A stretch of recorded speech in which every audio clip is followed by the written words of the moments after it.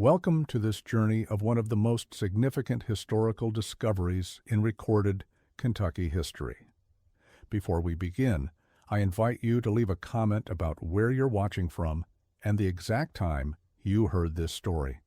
We're interested in knowing where and at what times of day or night these documented historical accounts reach our audience. On a crisp autumn morning in late October of 1953, Harold Pickens stood behind his farmhouse in Breathitt County, Kentucky, examining a curious depression in the earth that had been gradually forming near his root cellar over the course of several weeks. The depression measured approximately 4 feet in diameter and had deepened noticeably since Harold first observed it in early September. What Harold would discover that day would contribute significantly to our understanding of rural Kentucky's complex social history during the early 20th century, revealing documentation that had remained hidden beneath the earth for over 2 decades. The morning air carried the distinctive chill of approaching Appalachian winter, with temperatures hovering near 40 degrees Fahrenheit, as Harold stepped outside to begin his daily inspection of the property.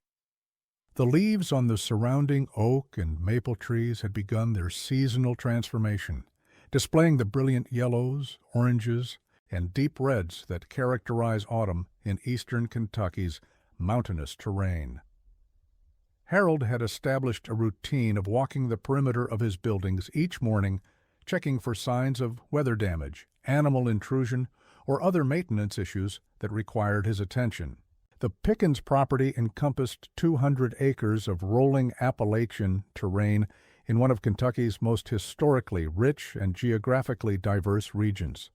Breathitt County had been established in 1839 and named after Governor John Breathitt, representing an area where early American frontier life had evolved into distinctive mountain communities with their own social structures, economic systems, and cultural traditions.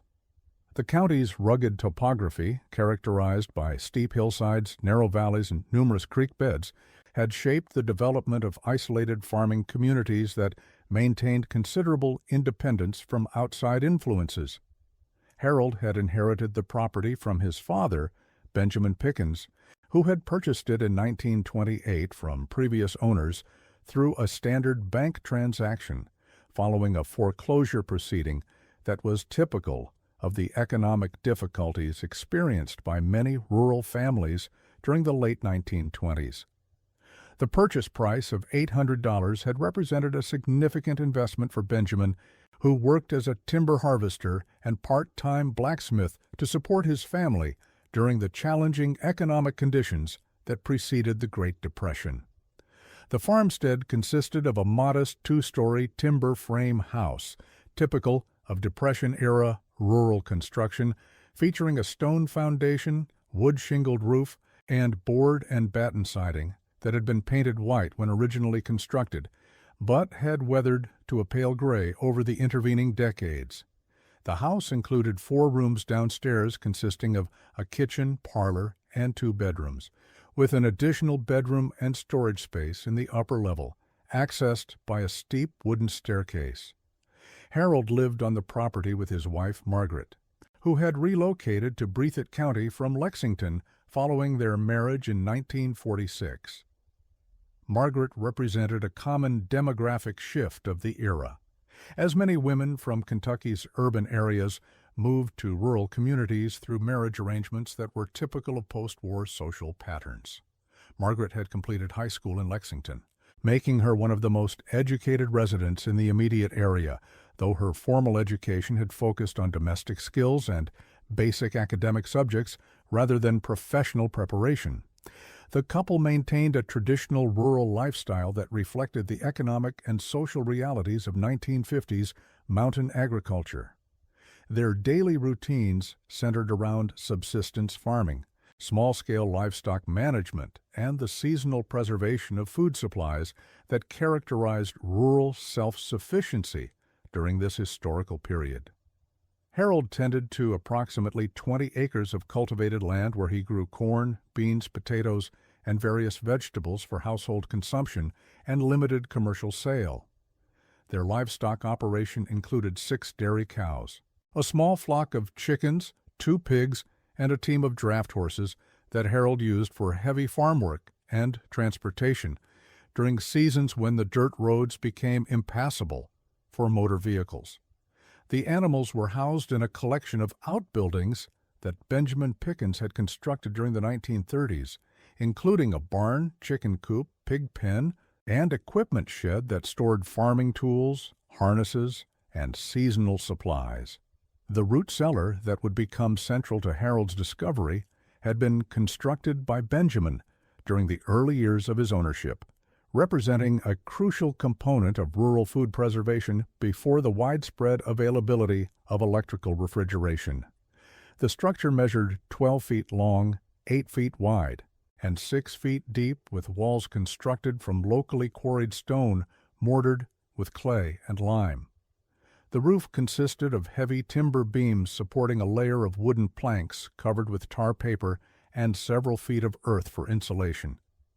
The depression in the earth that had captured Harold's attention on that October morning was located approximately 15 feet behind the root cellar, in an area that had previously been level ground covered with grass and scattered with the occasional small shrub.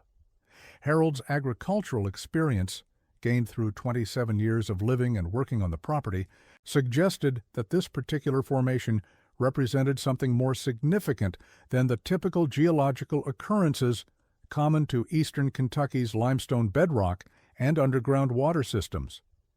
Eastern Kentucky's geological characteristics frequently produced surface irregularities due to underground limestone caves, seasonal water movement, and the gradual settling of soil over buried organic matter. However, Harold had observed similar formations throughout his property over the years, and had developed an intuitive understanding of normal geological processes versus formations that might indicate human activity or the presence of buried objects. The depression that concerned Harold displayed characteristics that distinguished it from natural geological formations. The edges were unusually straight and angular rather than the curved patterns typical of natural settling or water erosion. Additionally, the rate of deepening had accelerated noticeably during the past month, suggesting that whatever was causing the depression was continuing to change rather than representing a stable geological condition. Harold began his investigation using standard farming tools available on his property, approaching the work methodically as he would any routine maintenance task requiring excavation. He selected a long-handled spade, a shorter trenching shovel, and a pick for breaking through potentially compacted soil or small roots. The soil conditions were typical for the region, consisting of dark brown clay mixed with organic matter from decades of accumulated forest debris and seasonal leaf fall. The first several shovel loads revealed nothing unusual beyond the expected mixture of topsoil, clay, and decomposed organic matter typical of forest floor composition in eastern Kentucky. Harold worked carefully, removing soil in systematic layers and examining each shovel load for any indication of buried objects or unusual materials that might explain the surface depression.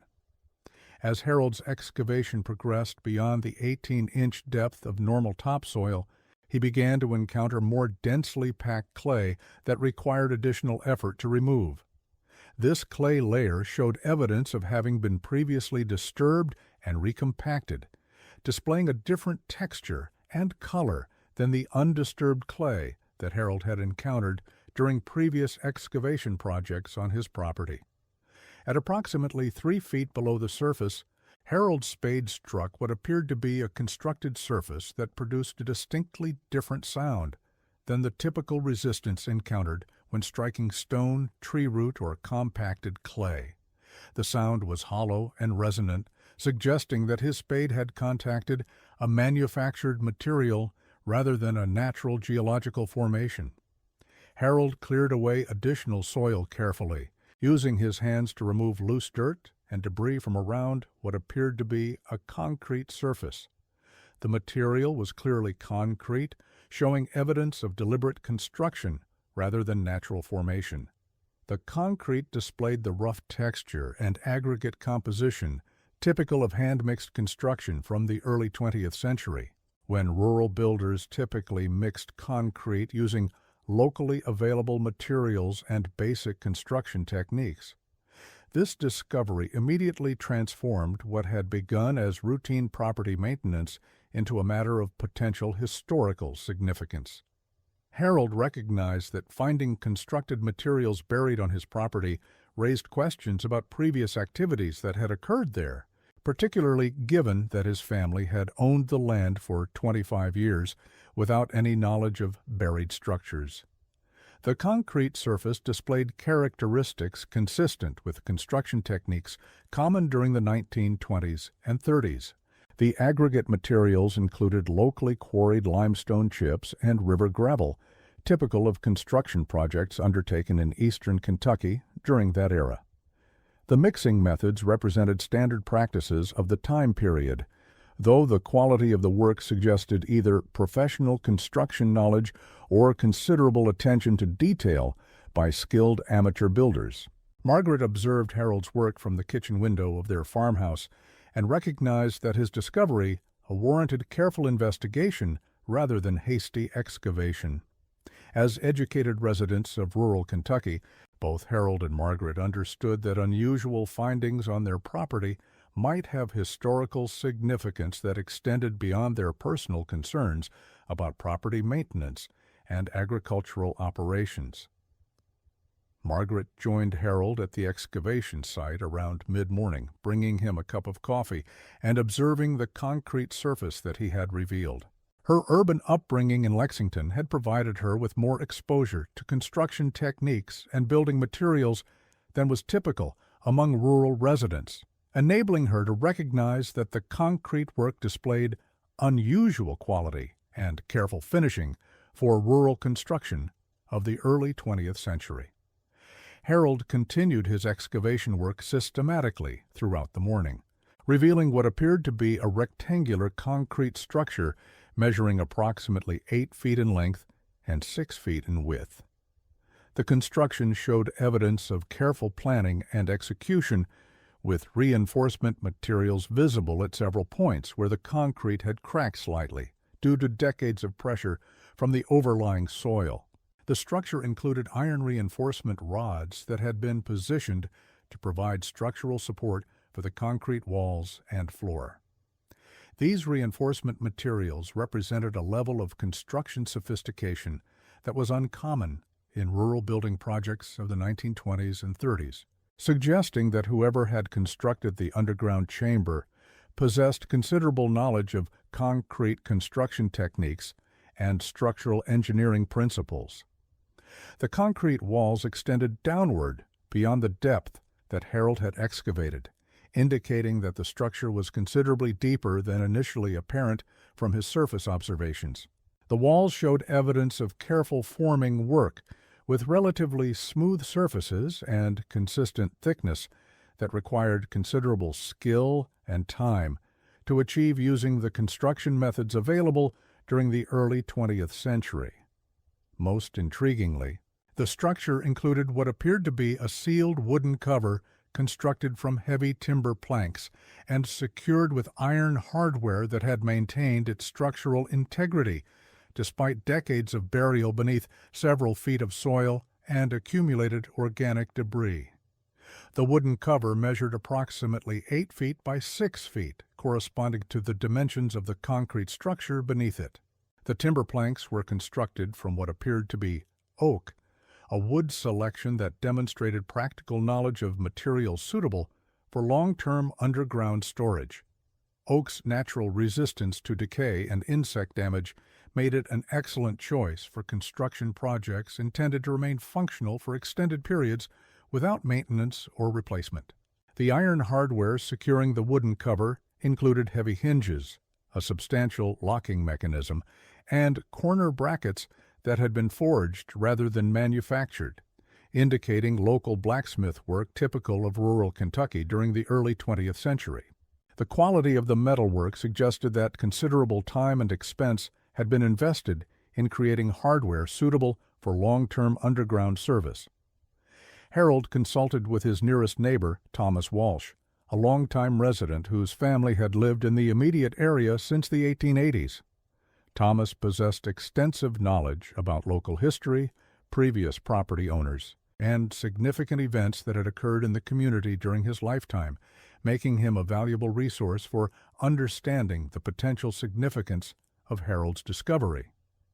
Thomas Walsh lived on a 120-acre property located approximately 1 mile from the Pickens farmstead, accessed by a narrow dirt road that wound through several creek crossings and steep grades that became challenging to navigate during wet weather or winter conditions. Thomas had been born on his family's property in 1885, providing him with 68 years of first-hand experience with local history and community development. Harold found Thomas working in his vegetable garden behind his farmhouse, harvesting late-season crops in preparation for the approaching winter months. Thomas was known throughout the community for his extensive knowledge of local history and his willingness to share information about past events and former residents. Though he typically provided such information cautiously and with appropriate respect for family privacy and community sensitivities, Harold approached the conversation indirectly, following the customary social protocols of rural mountain communities, where direct questions about personal or family matters were considered inappropriate until proper context had been established. He began by discussing seasonal weather patterns, crop conditions, and the prospects for the coming winter, gradually introducing the topic of his excavation work and the unusual findings that had prompted his visit. Thomas listened attentively as Harold described his discovery of what appeared to be a buried concrete structure on his property, displaying an immediate change in demeanor that suggested recognition or familiarity with similar situations. Thomas's reaction indicated that Harold's discovery might not be entirely unprecedented in the local area, though Thomas seemed reluctant to discuss the matter while continuing his outdoor work. Thomas suggested that they move their conversation to his front porch, where they could discuss Harold's discovery with appropriate privacy and consideration. This invitation represented a departure from Thomas's usual preference for conducting neighborly conversations while continuing daily work activities, indicating that he recognized the potentially sensitive nature of Harold's findings.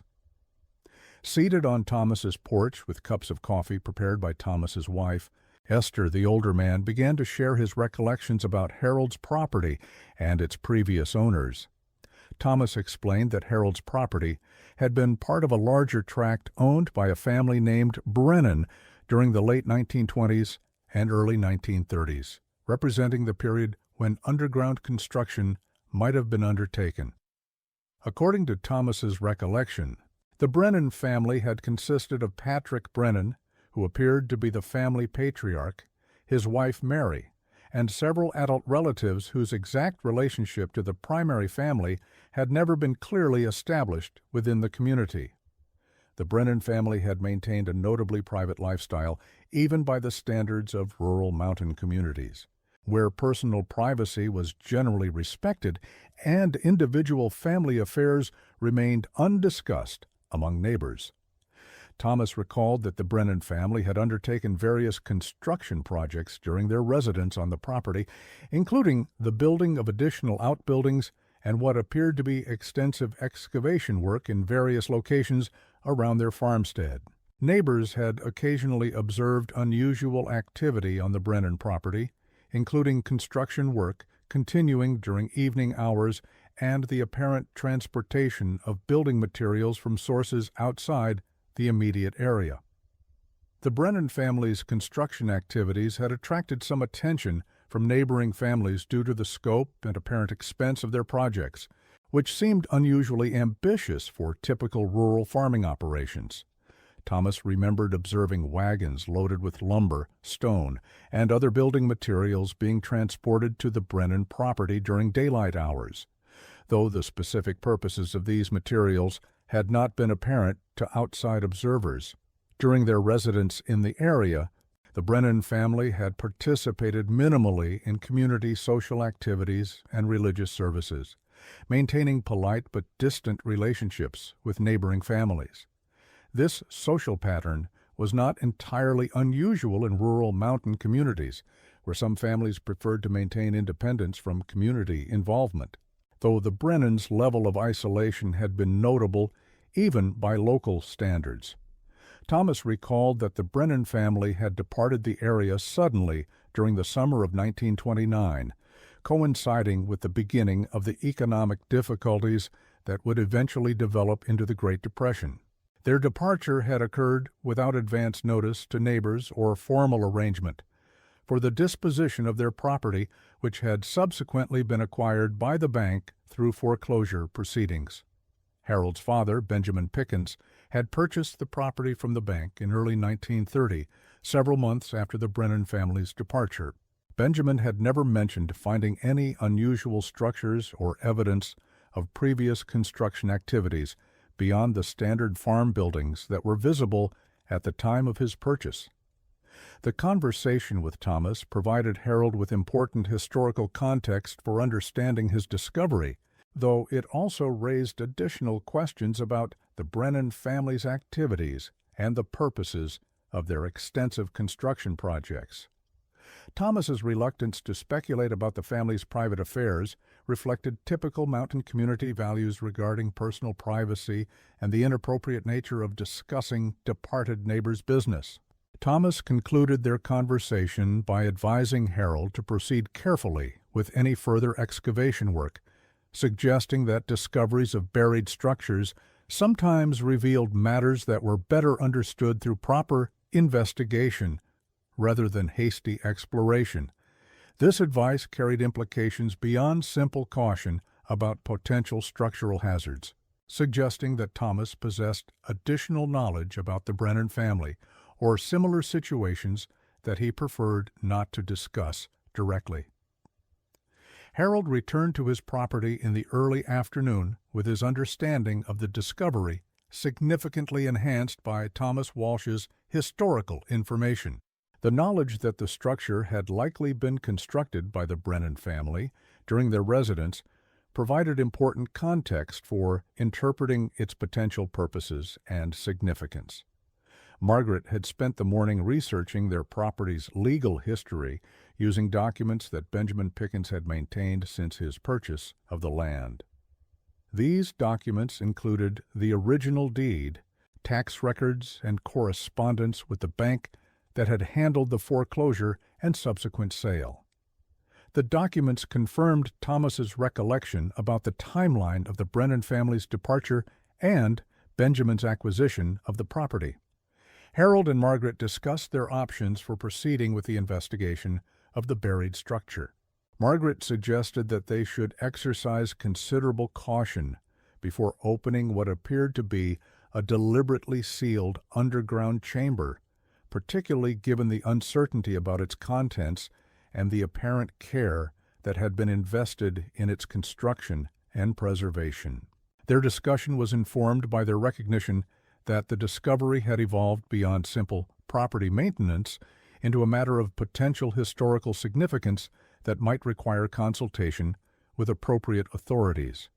However, both Harold and Margaret shared the traditional mountain community preference for handling local matters independently whenever possible, making them reluctant to involve outside authorities without careful consideration.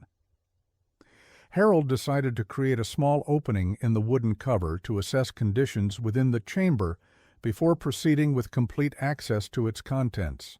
This approach would allow him to determine whether the chamber contained hazardous materials or dangerous gases, while providing initial information about its contents and purposes. Using a hand drill and wood chisel from his workshop, Harold carefully created a circular opening approximately 2 inches in diameter near one corner of the wooden cover.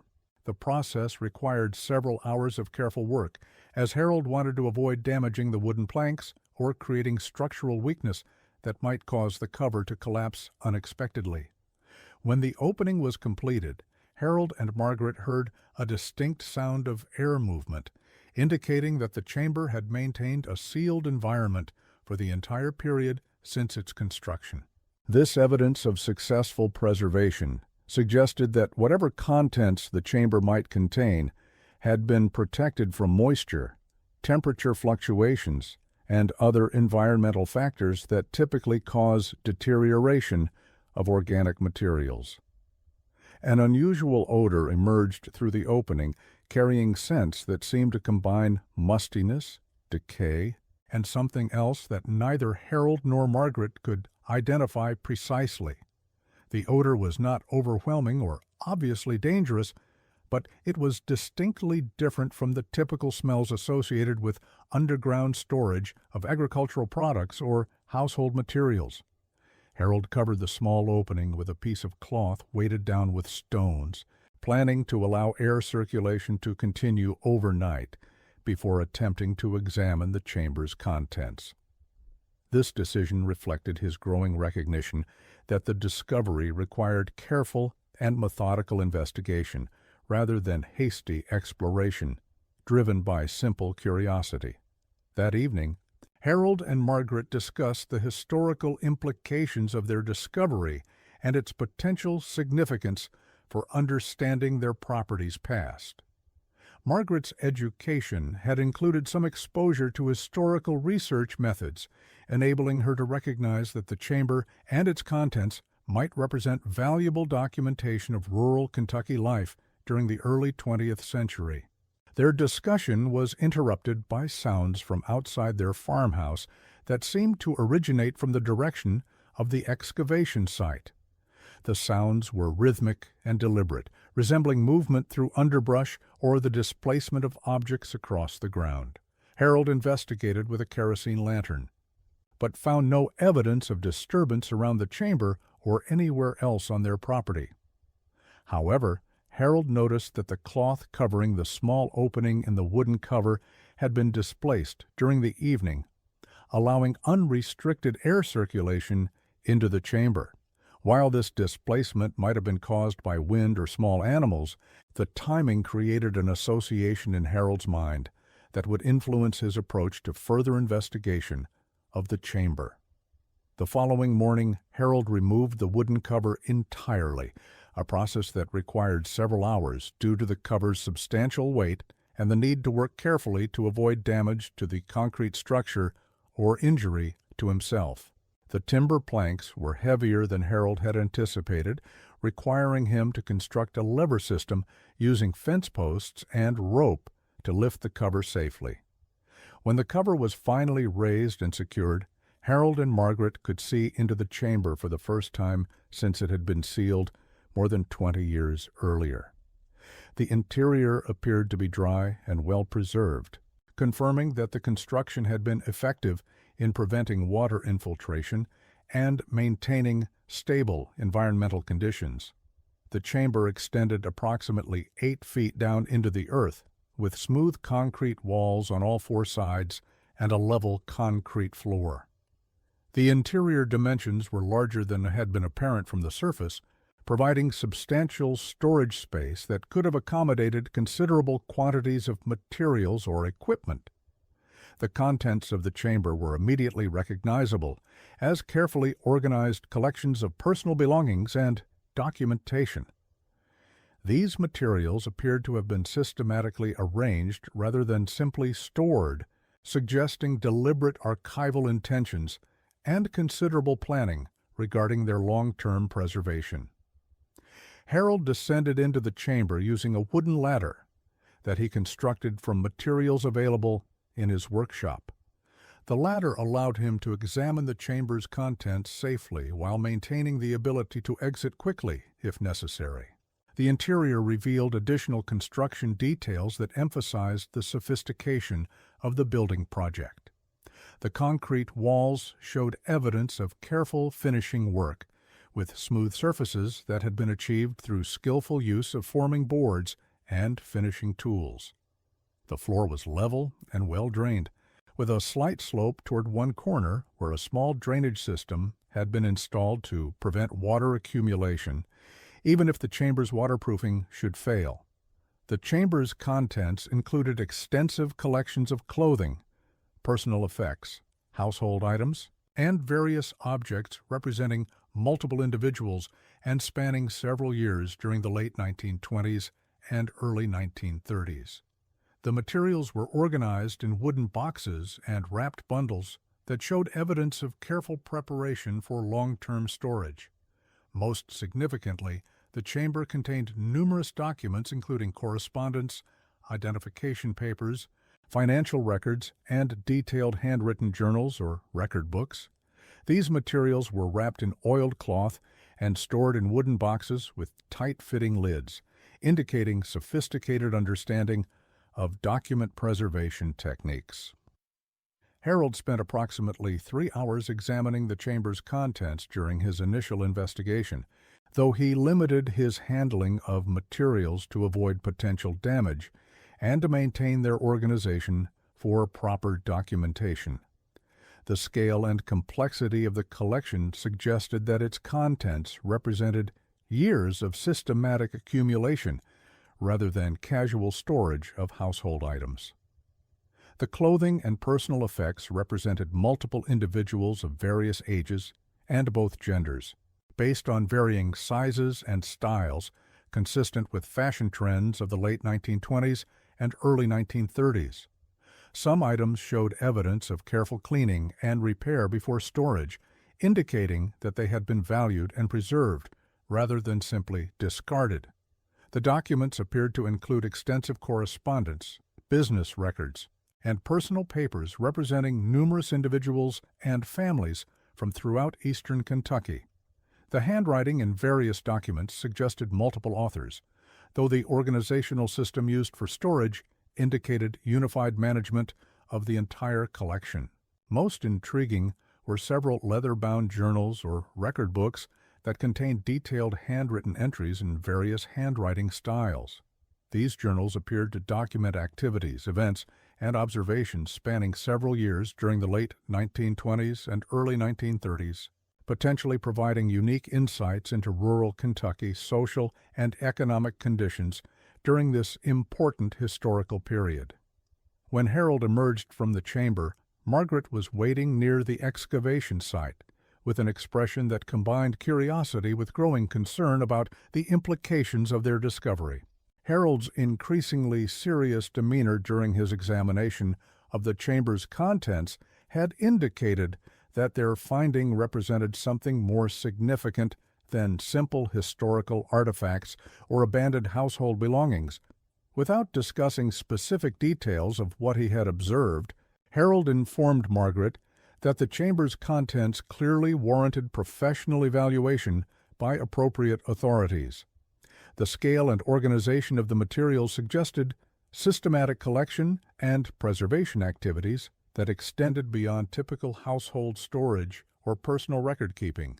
Harold recognized that the historical significance of the chamber's contents required careful documentation and proper preservation techniques that exceeded his capabilities as a rural farmer with limited experience in historical research or artifact preservation. The materials appeared to represent valuable evidence of social and economic conditions during an important period in Kentucky's rural development. Margaret agreed that their discovery had evolved beyond their capacity to investigate independently, though both remained concerned about the potential consequences of involving outside authorities in their private affairs. Their traditional mountain community values emphasized self-reliance and independence from outside interference, making the decision to seek external assistance a significant departure from their normal approach to problem-solving. However, both Harold and Margaret recognized their responsibility to ensure that potentially important historical materials received appropriate professional attention rather than risking damage or loss through inadequate handling. The chamber's contents clearly represented more than personal property abandoned by previous occupants, suggesting broader historical significance that justified involving qualified experts. Harold contacted the Breathitt County Sheriff's Office on November 4, 1953, reporting his discovery of what appeared to be a buried chamber containing historical materials and requesting guidance about appropriate procedures for handling such findings. Sheriff Robert Coleman listened to Harold's description with initial skepticism, as reports of buried treasure and hidden caches were relatively common in eastern Kentucky folklore. However, when Harold described the apparent age and systematic organization of the materials, along with the sophisticated construction of the chamber itself, Sheriff Coleman recognized that the discovery might have legitimate historical significance requiring professional evaluation. The sheriff arranged for representatives from the Kentucky Historical Society to examine Harold's finding and determine appropriate preservation measures. Dr. James Mitchell from the Kentucky Historical Society arrived at the Pickens property on November 6, 1953, accompanied by Sheriff Coleman and a photographer from the State Archives Office. Dr. Mitchell specialized in rural Kentucky social history and had extensive experience with historical document preservation and evaluation. Dr. Mitchell's initial examination of the chamber and its contents confirmed Harold's assessment that the discovery represented significant historical materials requiring professional preservation and study. The systematic organization of the collection and the sophisticated construction of the storage chamber indicated careful planning and considerable investment of time and resources. The evaluation process required nearly 3 weeks to complete, during which Dr. Mitchell and his assistants carefully documented, photographed, and cataloged each item in the collection. The materials were removed from the chamber using proper archival techniques to prevent damage and ensure their availability for future research. The professional evaluation revealed that the chamber contained one of the most comprehensive collections of rural Kentucky social and economic documentation from the late 1920s and early 1930s that had ever been discovered. The materials provided detailed insights into daily life, social relationships, and economic activities in eastern Kentucky during a crucial period in the region's development. The collection included extensive correspondence between family members, business associates, and community leaders throughout eastern Kentucky, providing evidence of social and economic networks that had not been previously documented by historians studying the region. The letters revealed complex relationships and economic activities that extended far beyond individual, family, or community boundaries. Financial records within the collection documented various business enterprises and economic activities that provided insights into rural economic development during the transition from traditional agricultural society to more diversified economic structures. These records included detailed accounts of timber sales, livestock transactions, land purchases, and other business activities typical of rural entrepreneurship during this period. The personal journals and record books contained detailed observations about social conditions, community events, and individual family circumstances throughout eastern Kentucky during the late 1920s and early 1930s. These first-hand accounts provided unique perspectives on rural life during this important historical period. Dr. Ray Mitchell determined that the Brennan family had been involved in coordinating various forms of economic and social activity throughout eastern Kentucky during their residence in the area.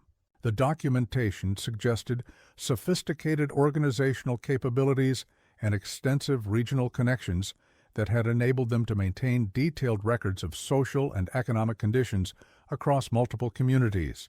The materials revealed evidence of systematic documentation of social and economic changes occurring throughout eastern Kentucky during the late 1920s and early 1930s. This documentation included detailed records of family migrations, economic opportunities, and social developments that provided valuable insights into rural community adaptation during periods of significant change. The investigation also revealed that the Brennan family had maintained extensive correspondence with similar families and organizations in neighboring states, particularly West Virginia and Virginia, suggesting that their documentation activities were part of broader regional networks focused on understanding and adapting to changing social and economic conditions.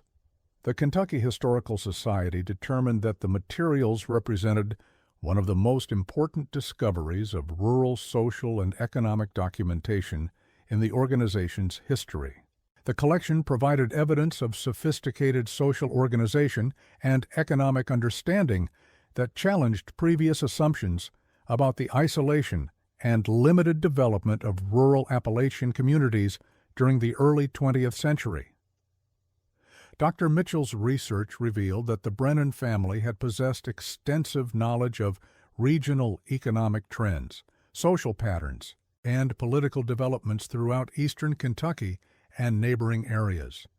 Their documentation suggested careful attention to changes in land use, population movements, and economic opportunities that indicated far-reaching business or social interests. The fate of the Brennan family after their departure from Kentucky in 1929 remained a subject of historical inquiry that Dr. Mitchell pursued through examination of records in neighboring states. Available evidence suggested that family members had relocated to various locations throughout the Ohio River Valley, though their subsequent activities and ultimate fate could not be determined from available documentation. The discovery attracted the attention of historians and social scientists from several universities who recognized the unique value of the preserved documentation for understanding rural social and economic development during the early 20th century. Researchers from the University of Kentucky, Eastern Kentucky University, and several institutions in neighboring states requested access to the materials for various research projects. Dr. Elizabeth Morrison, a social historian from the University of Kentucky specializing in rural community development, conducted extensive interviews with Harold and Margaret about their discovery and its impact on their understanding of their property's history. These interviews became part of a broader study documenting the preservation and discovery of historical materials in rural communities. Dr. Morrison's research revealed that discoveries of historical materials often provided valuable insights into past social and economic conditions, while also creating new appreciation for the complexity of rural community life during earlier historical periods. Harold and Margaret's experience represented a common pattern of rural residents becoming inadvertent custodians of important historical evidence. The materials discovered by Harold were eventually transferred to the Kentucky Historical Society's climate-controlled archives in Frankfort, where they were cataloged and made available for scholarly research through proper archival procedures. The collection became a valuable resource for historians studying social and economic development in eastern Kentucky during the early 20th century. The documentation provided insights into various aspects of rural life during the 1920s and 30s, including economic relationships, social networks, family structures, and the complex systems of mutual support that characterized mountain communities during this period. The materials revealed sophisticated social organization that had developed in rural areas despite limited communication and transportation infrastructure. Researchers studying the materials identified patterns of social and economic organization that were characteristic of rural communities throughout Appalachian America during the early 20th century. The documentation provided evidence of adaptive strategies that rural communities had developed to address economic pressures and social changes during this crucial period in regional development.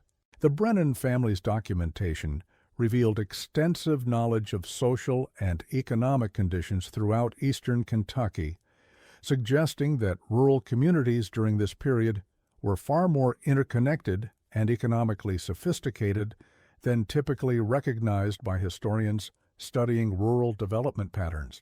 The materials demonstrated detailed understanding of regional economic trends and social structures.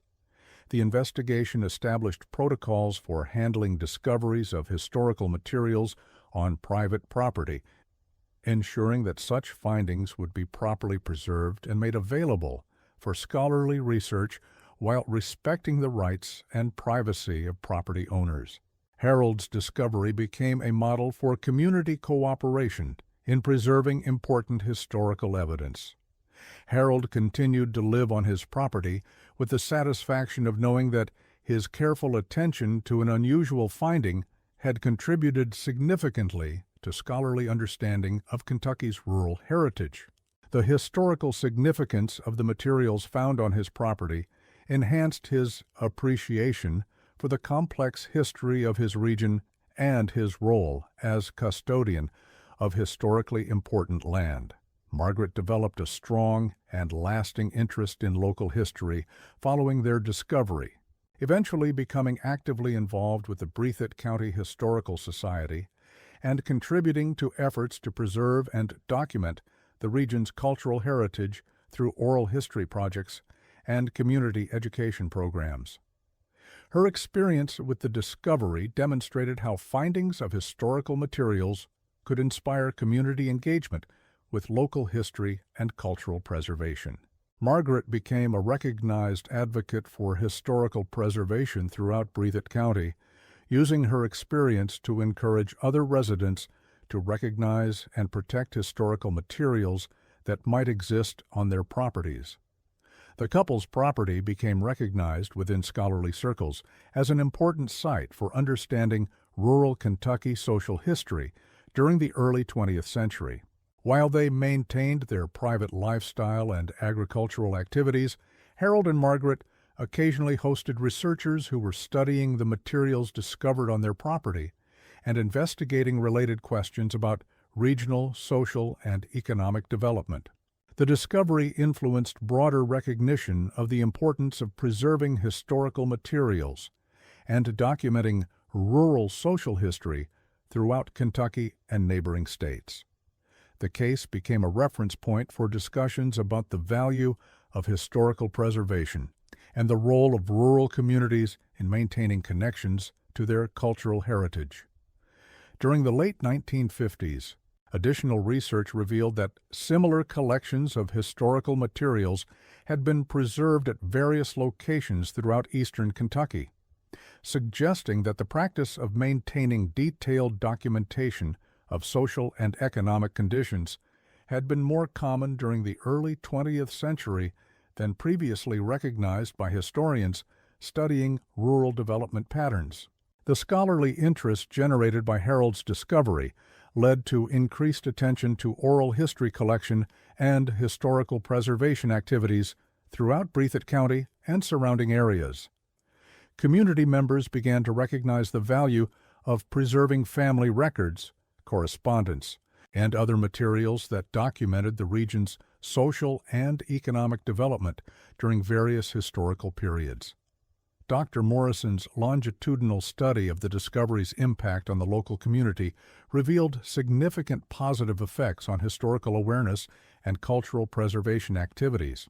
The discovery had inspired increased interest in local history and recognition of the importance of preserving documentation and artifacts for future generations of residents and researchers.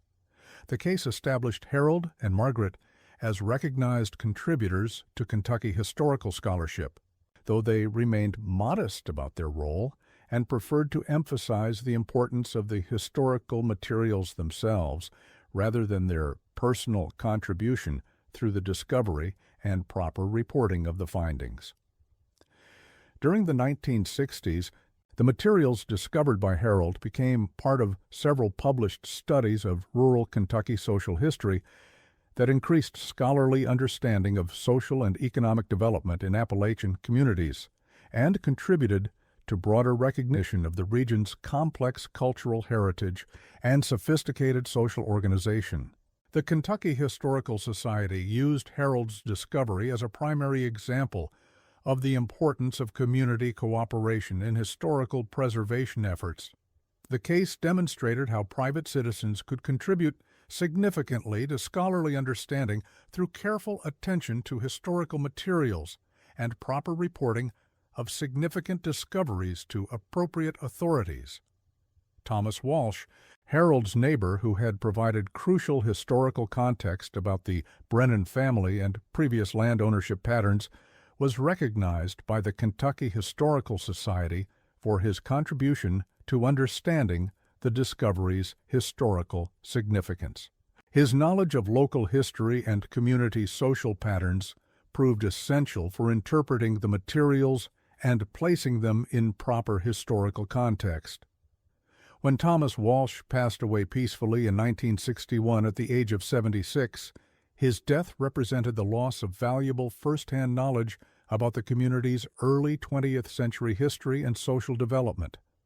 However, his contributions to understanding Harold's discovery had been thoroughly documented and preserved as part of the historical record through Dr. Morrison's interviews and research. Margaret's health began to show signs of decline during the early 1960s, though she remained active in local historical preservation activities and community education programs, until shortly before her death in winter of 1963. Her contributions to documenting the discovery and its historical significance were formally recognized by the Kentucky Historical Society through a memorial resolution.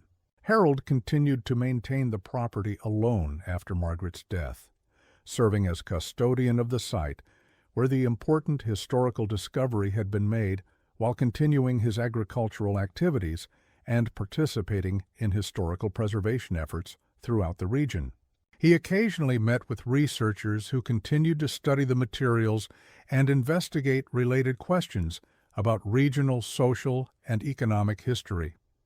Harold lived independently on the property until 1967, when he passed away peacefully at the age of 73 after a brief illness.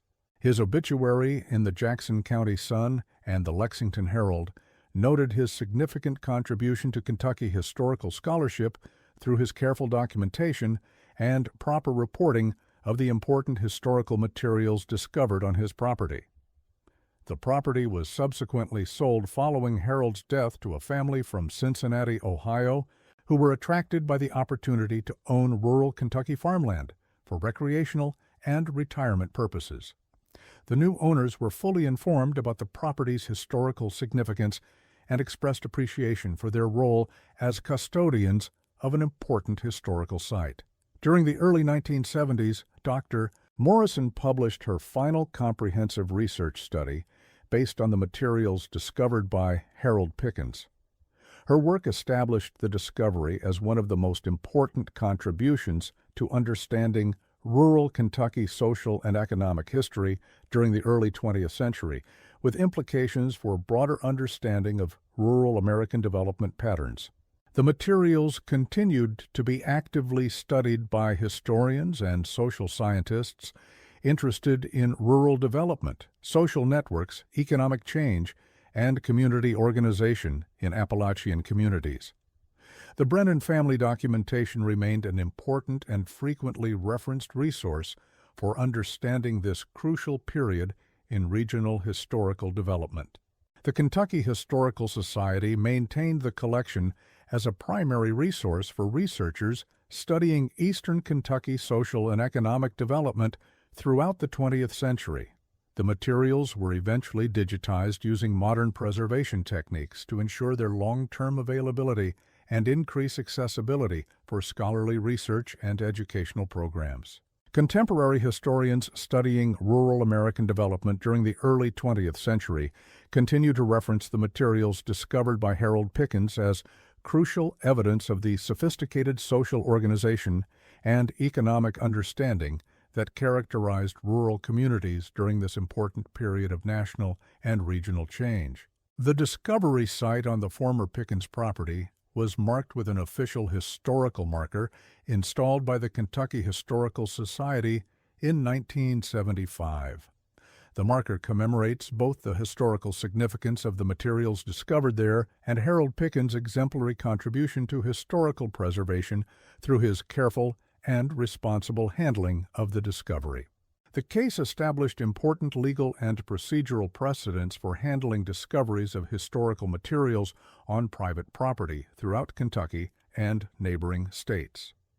Harold's methodical approach to his discovery became a model for similar situations and was incorporated into guidelines developed by state historical preservation offices. Educational programs developed by the Kentucky Historical Society and various universities continue to use Harold's discovery as a primary example of how ordinary citizens can contribute significantly to historical understanding through careful attention to unusual findings and proper reporting to appropriate authorities and professional historians. The materials discovered by Harold continue to provide new insights into rural Kentucky social history and remain an active area of scholarly research and academic publication. Contemporary historians studying social networks, economic development, and community organization in rural America regularly consult the Brennan family documentation for comparative analysis and historical context. Today, the property where Harold and Margaret Pickens made their significant historical discovery continues to be recognized and maintained as an important site in Kentucky's cultural heritage landscape. The careful preservation and ongoing scholarly study of the materials found there demonstrates the continuing value of historical documentation in understanding our complex social and economic past.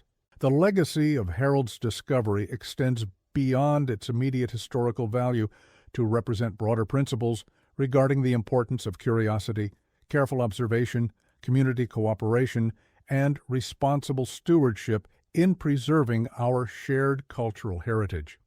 The case continues to inspire similar efforts at historical preservation and documentation throughout rural Kentucky and beyond. Years have transformed the understanding of what Harold and Margaret discovered from what initially appeared to be a simple property maintenance issue into a discovery that has been recognized as a significant contribution to American historical scholarship. Their careful attention to an unusual finding and their commitment to proper preservation procedures ensured that important historical evidence was preserved and made available for current and future generations to study and appreciate. The story of their discovery serves as a reminder that important historical evidence often lies hidden in unexpected places, waiting for observant individuals who possess the curiosity to investigate unusual findings and the wisdom to recognize when their discoveries warrant professional attention and careful preservation for the benefit of historical understanding and cultural heritage preservation. Fimda narrativa.